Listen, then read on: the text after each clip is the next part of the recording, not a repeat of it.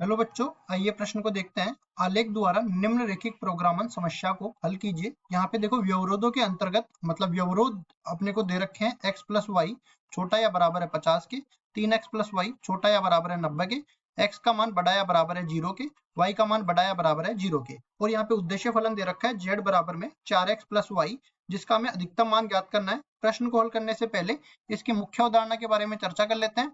मुख्य अवधारणा,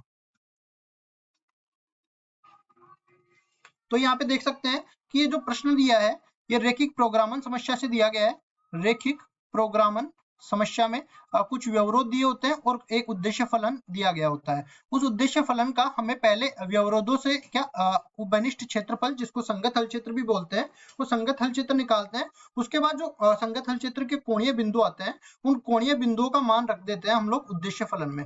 और उद्देश्य फलन में हमें देखना होता है कि प्रश्न में इसका अधिकतमीकरण निकलवा रहा है या न्यूनतमीकरण। तो जिस कोणीय बिंदु पर हमें अधिकतम मान प्राप्त होता है वो इस उद्देश्य फलन का अधिकतमीकरण कहलाता है, और जिस कोणीय बिंदु पर हमें न्यूनतम मान प्राप्त होता है वो इस उद्देश्य फलन का न्यूनतमीकरण कहलाता है। अब चलते हैं सवाल में। सवाल में जैसा कि हमें दिया गया है, पहली चीज तो उद्देश्य फलन हमें बाद में काम में आने वाला है, उसको बाद में देखेंगे।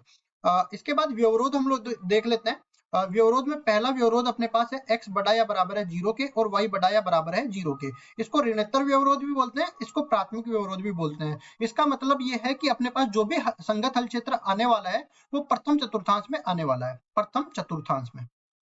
आगे वाले व्यवरोधों में चलते हैं। दूसरा व्यवरोध इसको मान लेते हैं x प्लस वाई छोटा या बराबर है 50 के। इसमें देखिए पहले व्यवरोधों को मतलब असमीका का हल क्षेत्र निकालने के लिए पहले इसको समीकरण में बदलना पड़ेगा, और समीकरण का हल क्षेत्र एक रेखा होती है और रेखा के हिसाब से पहले हमें दो बिंदुओं की जरूरत पड़ती है। तो पहले समीकरण में बदलना पड़ेगा, x प्लस वाई बराबर में 50 समीकरण में बदला। समीकरण का निर्माण, रेखा का निर्माण करने के लिए दो बिंदु मेरे को निकालने पड़ेंगे। पहला बिंदु जब x बराबर 0 होगा तो y का मान 50 मिल जाएगा। इसी तरह y का मान जब 0 होगा तो x का मान 50 मिल जाएगा। इसका हल क्षेत्र हम लोग निकाल सकते हैं, मतलब रेखा का निर्माण कर सकते हैं। इसी तरह तीसरा हमारे पास व्यवरोध दे रखा है 3x प्लस वाई छोटा या बराबर है 90 के। तो पहले तो हमें समीकरण का निर्माण करना पड़ेगा। यहाँ से समीकरण क्या बन जाएगा, 3x प्लस वाई बराबर में 90। अब देखो दो बिंदु निकालने पड़ेंगे रेखा का निर्माण करने के लिए। जब मैं x बराबर 0 रख देता हूँ तो y का मान मेरे पास 90 प्राप्त हो जाता है। जब y का मान मैं 0 रख देता हूँ तो x का मान मेरे पास 30 प्राप्त हो जाता है। अब चलते हैं आगे। देखो इस तरह से हम समझ लेते हैं इनका। मेरे को पहले तो रेखा का निर्माण करना है, तो प्रथम चतुर्थांश में बना लेता हूं इस तरीके से। देखिए ये y अक्ष हो गया ऊर्ध्वाधर अक्ष, ये अपने पास x अक्ष हो गया क्षैतिज अक्ष। अब इसमें देखो पैमाना मानूंगा मैं रेखा का निर्माण करने के लिए, तो पैमाना में मान लेता हूँ एक खाना बराबर 10 इकाई, सॉरी एक खाना बराबर में 20 इकाई, इस तरह से मैं बोल देता हूँ। देखिए इस तरह से ये मेरे पास 0 बोल दिया मैंने, और मान लो कि यहाँ पे 10 से स्टार्ट कर दिया मैंने, ये अपने पास 10 हो गया। और इसके बाद में ये मैंने बोला ये अपने पास 30 हो गया, ये अपने पास 50 हो गया, ये 70 हो गया और ये 90 हो गया। इसी तरह यहाँ पे भी मैं बोलूंगा, ये मान लो ये 10 हो गया और ये अपने पास 30 हो गया, ये अपने पास 50 हो गया, ये अपने पास 70 हो गया और ये अपने पास 90 हो गया। ये मैंने बिंदु निर्धारित कर दिया, मतलब पैमाना मैंने ले लिया है। अब उसके बाद में क्या करेंगे, देखिए पहली चीज मैंने पहले चतुर्थांश जो प्राथमिक व्यवरोध दे रखे थे उनका मैंने काम में ले लिया है, मतलब प्रथम चतुर्थांश में मेरा संगत हल क्षेत्र बनने वाला है। बाकी ये दो समीकरण मतलब दो रेखाओं का निर्माण मेरे को करना है, तो 0 50 और 50 0 से गुजरती हुई रेखा मैं निकालूंगा यहाँ से। तो 0 50 तो अपने पास y अक्ष पे जाएगा इस बिंदु पे, और 50 0 ये इस बिंदु पर आएगा। दोनों को मिलाती हुई मैं एक रेखा खींचूंगा, तो ये अपने पास आ गया एक रेखा, जिसका समीकरण अपने पास क्या दे रखा था, x प्लस वाई बराबर में 50। ठीक है जी। ये बिंदु क्या आ जाएंगे, ए बिंदु जिसके निर्देशांक मान लेता हूँ 50,0 और बी बिंदु के निर्देशांक में मान लेता हूँ 0,50। अब आगे बढ़ते हैं और बची हुई रेखा को भी यहाँ पे दर्शाते हैं। रेखा क्या है, 3x प्लस वाई बराबर 90, तो 0 90 और x 30, 0 90 और 30 0, इनको भी सही से रख लेते हैं। देखो इसका निर्देशांक अपने पास क्या है, 0 50।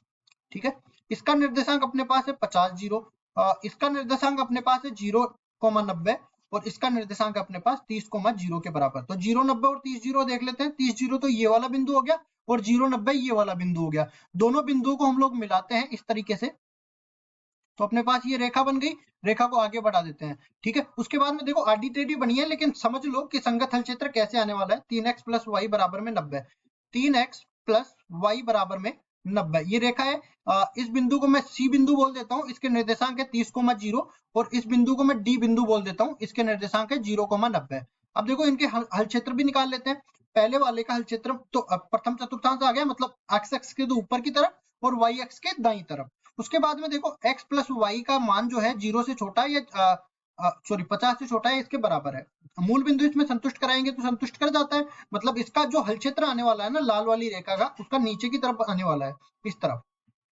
ठीक है, अब इसी तरह ये आसमानी रेखा का भी देख लेते हैं। इसमें क्या होगा, 3x प्लस वाई छोटा या बराबर होगा 90 के। ये असमीका दे रखी है, मूल बिंदु संतुष्ट करवाते हैं तो संतुष्ट कर जाता है, तो इसका हल क्षेत्र भी नीचे की तरफ वाला भाग आने वाला है। तो इन सबका जो है उभयनिष्ठ हल क्षेत्र की मैं बात करूं तो ये उभयनिष्ठ हल क्षेत्र ये वाला भाग आ जाएगा। अब इस वाले भाग में ये रेखाएं भी इसमें शामिल होने वाली है, क्योंकि हर एक असमीका के अंदर छोटे या बड़े के चिन्ह के साथ में बराबर का चिन्ह भी मौजूद है। तो ये अपने पास आ गया हल क्षेत्र, संगत हल क्षेत्र जिसको बोल सकते हैं। अब इस संगत हल क्षेत्र में जो कोणीय बिंदु है उनको निर्धारित कर लेते हैं। देखो कोणीय बिंदु कौन कौन से हो गए, यहाँ से हम देख सकते हैं। पहला कोणीय बिंदु ए, दूसरा कोणीय बिंदु ये ओ, इसको नाम दे देते हैं। इसके निर्देशांक, मूल बिंदु के निर्देशांक 0,0 होते हैं। 1 2 तीसरा अपने पास बी से निरूपित किया गया है, और चौथा अपने पास यहाँ पे हो जाएगा। इसको मैं निरूपित कर देता हूँ यहाँ से ई से। अब ये इन दोनों का प्रतिच्छेद बिंदु होगा, तो प्रतिच्छेद बिंदु भी निकाल लेते हैं। देखो 3x प्लस वाई बराबर में 90, ये रेखा दे रखी है, और दूसरी x प्लस वाई बराबर में 50। विलोपन विधि से हल करते हैं, घटा देते हैं इसमें से ये वाला, तो ये अपने पास ऋणात्मक चिन्ह यहाँ से आ जाएगा। 3x में से x घटेगा 2x, और y से y कट जाएगा। 90 में से 50 घटेगा 40 के बराबर ये बन जाएगा। x का मान तो 20 के बराबर आ गया, x का मान 20 के बराबर आ गया, तो y का मान अपने आप ही 30 के बराबर आ जाएगा। तो ये 20,30 ये वाला बिंदु हो गया। उसके बाद में हम देखो इन कोणीय बिंदु को दूसरी तरफ रखते हैं, और साथ ही साथ उद्देश्य फलन को भी उठा के लाते हैं। तो पहला कोणीय बिंदु O जिसके निर्देशांक है 0,0, दूसरा कोणीय बिंदु यहाँ पे देख सकते हैं ये C जिसके निर्देशांक है 30,0। तो ये C है, इसके निर्देशांक है 30,0। तो और तीसरा कोणीय बिंदु B जिसके निर्देशांक है 0,50, और चौथा कोणीय बिंदु E जिसके निर्देशांक है 20,30। अब उद्देश्य फलन को उठा के लाते हैं। देखिए उद्देश्य फलन दे रखा है z बराबर में 4x प्लस वाई, इसको भी लाते हैं। z बराबर में 4x प्लस वाई के बराबर उद्देश्य फलन पे हर एक कोणीय बिंदु का मान निकाल लेते हैं। तो z बराबर में 0, और यहाँ पे z बराबर कितना मिलेगा, 30 चौक 120 के बराबर। यहाँ पे भी देख लेते हैं, ये अपने पास मिल जाएगा 50 के बराबर। और इस बिंदु पर देख लेते हैं तो 20 चौक 80 प्लस 80 प्लस 30 के बराबर मिलेगा, जो कि 110 कहलाता है। अब देख सकते हैं यहाँ पे कौन से कोणीय बिंदु पर हमें अधिकतम और न्यूनतम मान मिला है, और हमें किसकी दरकार है, हमें अधिकतम मान की दरकार है। तो अधिकतम मान कौन से कोणीय बिंदु पर मिल गया, यहाँ पे एक बार फिर से देख सकते हैं। 20 चौक 80 प्लस 30 110 के बराबर आया। तो अधिकतम मान ये 30 जीरो पर मिला है, 30 जीरो पर अधिकतम मान मिला है 120 के बराबर। तो यही इसका अधिकतमीकरण हो जाएगा, और यही हमारा उत्तर है। आशा करता हूँ ये सवाल आपको समझ में आया होगा। धन्यवाद।